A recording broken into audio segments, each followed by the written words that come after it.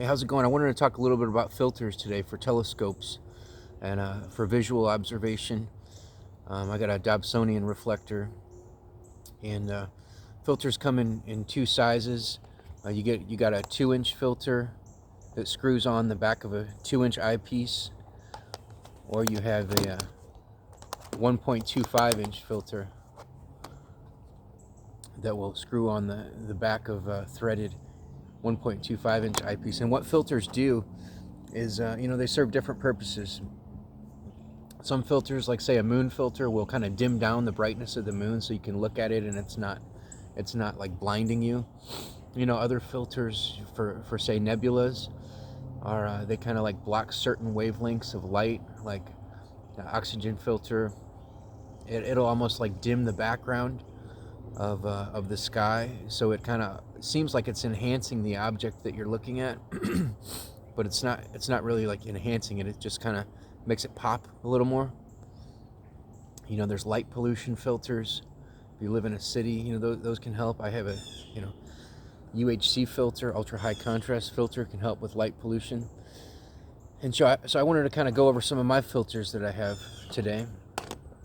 One filter I have is a Lumicon neutral density filter 13. Comes in a case like that, neutral density filter. And this is good for looking at the moon with. And this is a 2-inch filter, and it's threaded.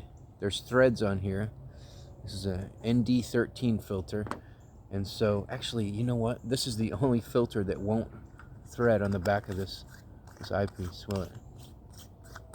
It won't work. Oh, it will work. Wow. Not won't. This is the only one. So my Meade 20-inch eyepiece will not accept this particular filter for some reason. I don't know why. It accepts my other 2-inch filters, I believe. But anyway, so most 2-inch eyepieces would probably accept this filter. Actually. And so, it's ideally it's supposed to screw on the back of that, eyepiece, and then you insert it directly into the focuser, and you just use it like a normal eyepiece. You look at the moon. And what I would have done, instead of buying this neutral density filter, if I was a little more knowledgeable, I would have bought a variable polarizing filter, which, as far as I understand it, it's like a filter. It's like a say it's a 2-inch filter, and it has a little knob here, and you can kind of turn the knob this way to dim it, turn it that way to brighten it. So I've heard those things are really cool. I really want to get one of those.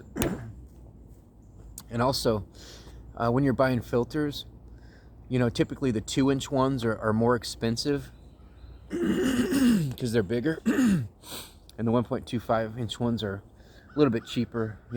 But the cool thing about 2-inch ones, though, is if you have a threaded 1.25-inch adapter that and then it goes into your 2-inch focuser. On some of them, some telescopes, the bottom of the 1.25-inch adapter is threaded, so you can use a 2-inch filter with a 1.25-inch eyepiece. So that's pretty cool. So and obviously with a 2-inch eyepiece, you can use a 2-inch filter.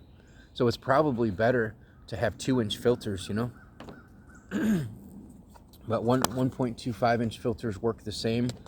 Again, this is kind of like the neutral density filter. It's just a moon filter, just a cheap moon filter. It says moon right there. And just like the 2-inch filter, this threads on the 1.25-inch eyepiece, and you just thread it on the bottom, and you stick it right in the focuser, and it goes right in there, and you just look at the moon. Or these are good for Jupiter. Kind of dim it down a little bit. Jupiter's pretty bright. Also, another filter that's good for Jupiter is this 82A filter. This is the only colored filter I have.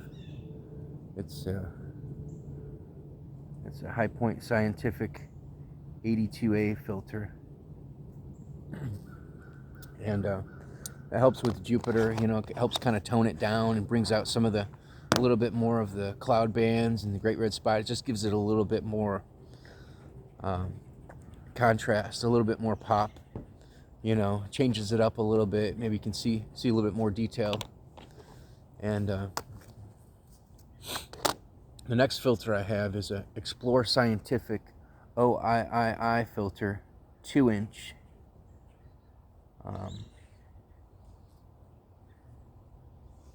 And this is good for nebula, emission nebula. It just screws right on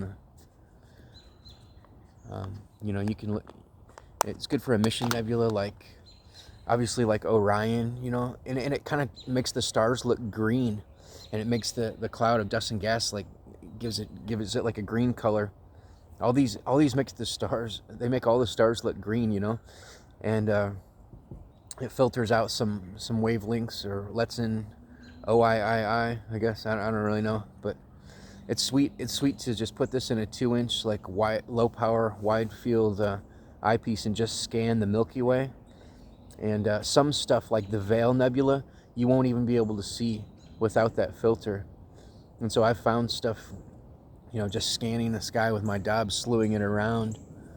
And, you know, that's also good for planetary nebula, like, you know, M57, the Ring Nebula, Dumbbell Nebula, M27. This is a great filter, man. I mean, you definitely need a nebula filter if you got a Dob, in my opinion. For sure, at least one. And this is kind of like a nebula filter as well. This is a Lumicon ultra high contrast filter, UHC. It's a generation 3 ultra high contrast filter. This was inexpensive. The price of this is about $200 when I bought it, and I guess it's more along the lines of a light pollution filter. But as you can hear, it's kind of loose in there, and there's like a little hole in here. There's a couple little holes, and I think somehow you're able to get some sort of tool maybe and tighten it up. It's real loose, you know, and I got to figure that out, because it's pretty loose. I mean, it still works, but for such a, I mean, Lumicon has a great reputation, and for such a high, expensive, you know, brand, I don't like it to be shaken like that. And there's a little tint, if you look at it. There's like little purple, you know.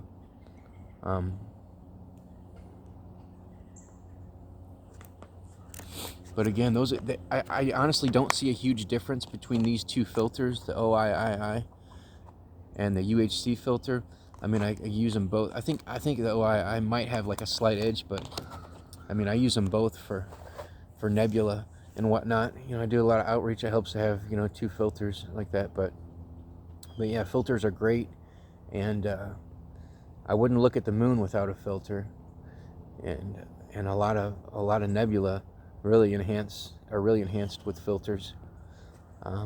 So yeah, I guess that's it. Thanks a lot. Clear skies.